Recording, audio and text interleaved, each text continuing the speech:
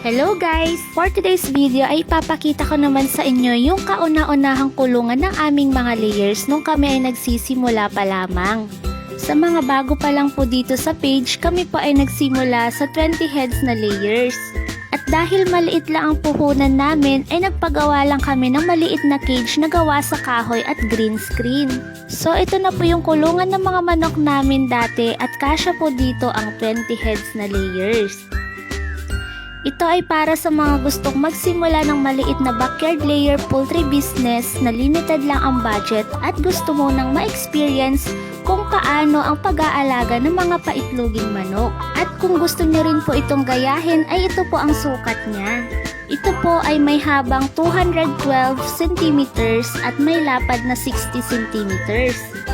Ang lapad naman ng gugulungan o yung sasalo sa itlog ay 12 cm. At ang taas nito ay 65 cm sa harap at sa likod naman ay 60 cm. Pa-island po yung flooring niya para siguradong gugulong yung mga itlog. Ang taas naman ng paa niya mula sa lupa ay 75 cm. Pasensya na po kayo kung hindi ko gaanong ma-explain kung paano ito ginawa, pero sure ako na kapag pinakita nyo ito sa karpentero ay magigets na niya yan.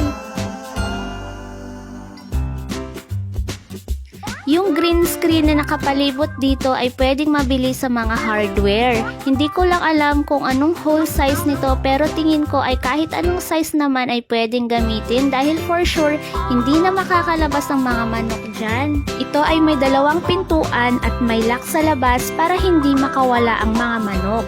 At itong kulungan na ito ay may bubong din. Ang kagandahan kasi nito, pwede itong buhatin para ilipat ng pwesto. Nakailang lipat na nga rin to sa amin. At kapag tag-ulan, pwedeng ilipat ito sa lugar na hindi masyadong nababasa ang mga manok. Ang kainan po pala nila ay nabili lang namin sa poultry shop dito sa amin. Pero meron din itong na-order online. Sa mga gustong mag-order online ay ilalagay ko na lang yung link sa comment section.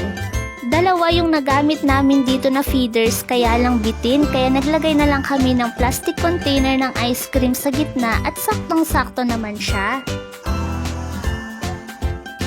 Ganito naman po ang loob ng cage. Hindi na kami naglagay ng harang or partition sa gitna kaya free ang mga manok na nakakapaglakad sa loob.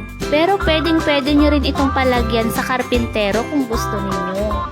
At ito naman ang kanilang inuman. Naglagay lang kami ng empty plastic bottles ng soft drinks. Bali 5 lahat yan para maraming source ng tubig ang mga manok. Kung mapapansin nyo ay nasa baba ang cup nito para mas madaling linisan. Hindi na kailangang i-detach ang mga containers kung kailangang linisan ang mga ito. Tatanggalin na lang yung mga cup para diretsyong malinis ng tubig ang mga containers. Talaga namang sobrang tipid lang ng pagkakagawa ng cage na to. Nagamit ng mga manok namin ito ng almost 2 years, pero tignan nyo naman, pwedeng pa siyang gamitin dahil matibay pa. Sa ngayon ay bakante muna ito dahil nilipat namin yung mga manok sa ibang cage dahil alam nyo naman may bago silang kulungan. Nilipat namin sila para isang pwesto na lang para hindi mahirap magpakain. So ayan po yung pinakaunang cage na pinagawa namin para sa mga alaga naming manok. Pwede nyo po itong gayahin o kaya naman ay i-improve pa. So hanggang dito na lang po muna. Sana nakatulong. Bye!